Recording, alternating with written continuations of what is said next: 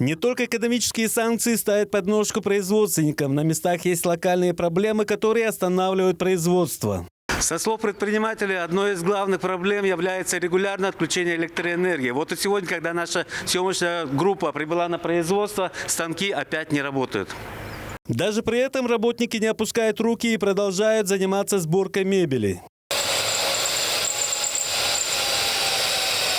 В конце прошлого года в рамках национального проекта «Малое и среднее предпринимательство» общество с ограниченной ответственностью «Селера» получило помощь от правительства Тувы.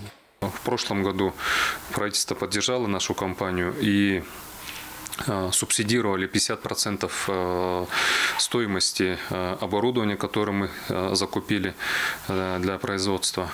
Это и кромкооблицовочный станок, это и формально-раскроечные станки мы приобрели. Являясь резидентом промышленного парка республики, компания прежде всего работает в интересах экономики Тувы.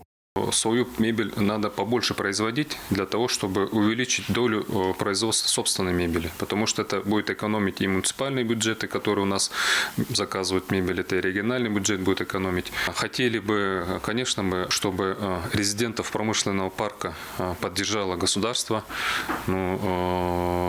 используя все федеральные, в том числе региональные меры поддержки для того, чтобы именно производство сосредотачивалось именно на нашем регионе, чтобы дальше мы могли свою продукцию реализовывать в ту же соседнюю Монголию, и там другие регионы.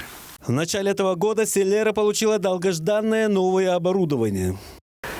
Все на автоматике клеить. Заготовку туда запускаем и получаем готовое изделие. Хоть 0,4, хоть двойку, хоть столы вот такими кромками клеить можно.